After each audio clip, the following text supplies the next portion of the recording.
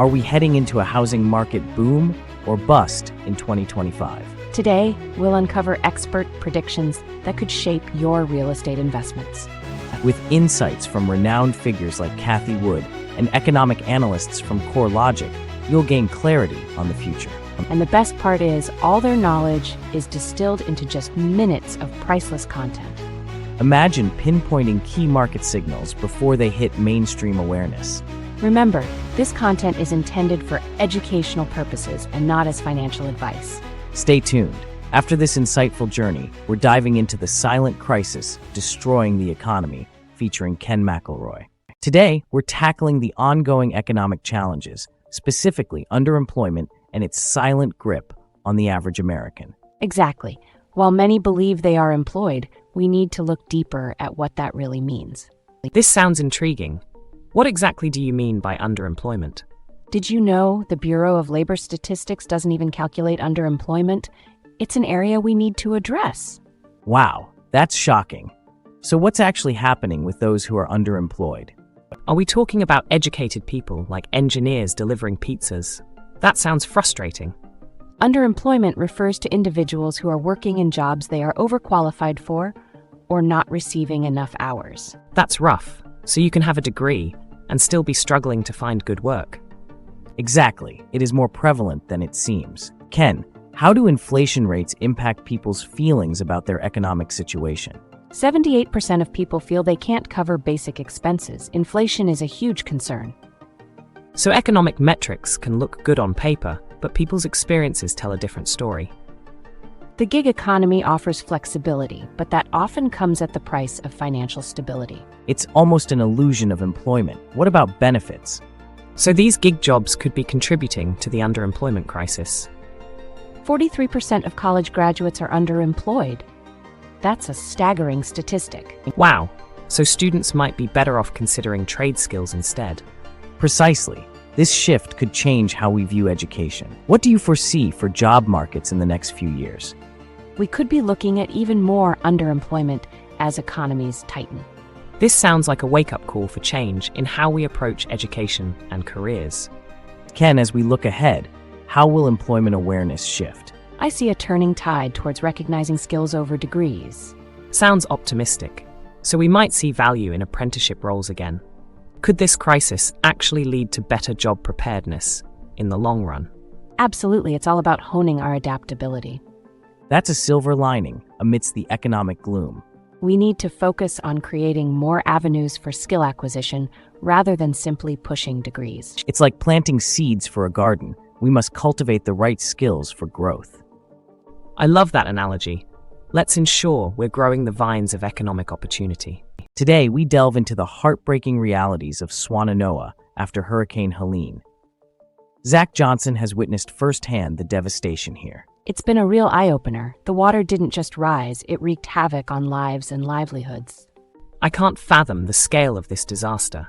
What's the magnitude of the damage we're looking at? We're not just talking about buildings here. This was a community that thrived with 10 million tourists annually. That's staggering. How did a storm do this much damage without any prior warning? I assume people were caught off guard, but what exactly failed? The floodwaters rose fast, 12 feet in some places, like a tsunami in a night. So people had no time to react? That's terrifying.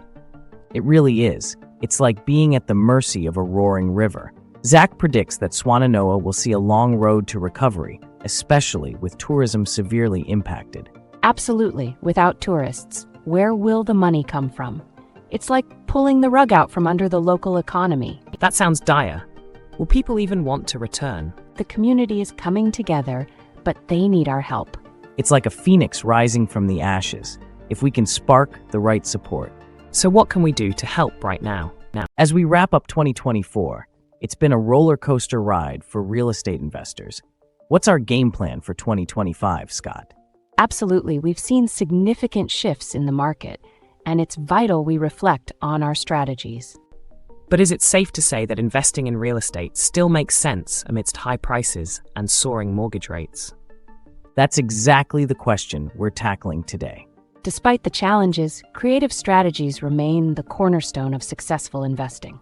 Should we pivot our focus, though? How has the investor landscape changed? It's all about perspective. Let's dive deeper into each investor's journey. Scott mentioned earlier how many new investors are daunted by the market. I think it's important to remember every challenge presents a unique opportunity. But isn't this leading people toward renting over buying? Imagine new filtering tools to assess properties becoming commonplace. That sounds revolutionary. How can investors prepare for such shifts?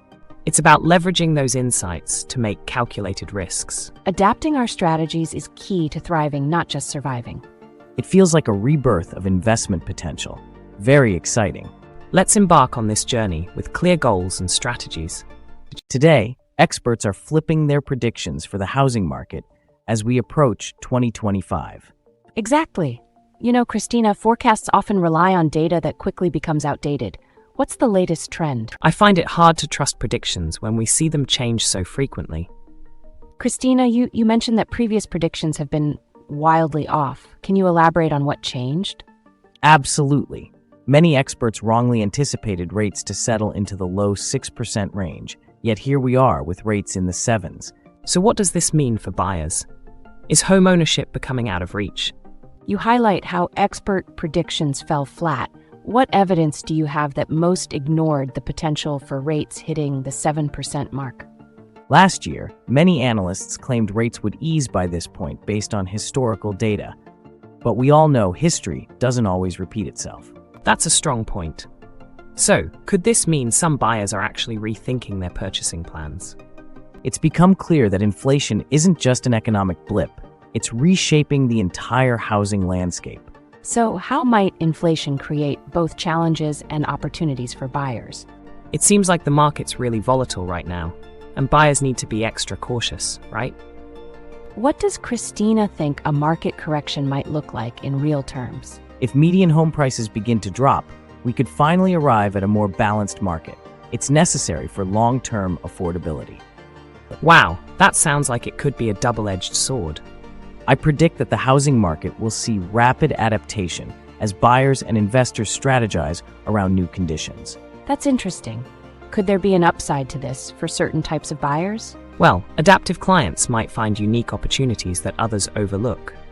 So, Christina, could affordable housing become the new gold mine as demands shift? Absolutely. The need for different housing options was there before, but this could truly spur innovation.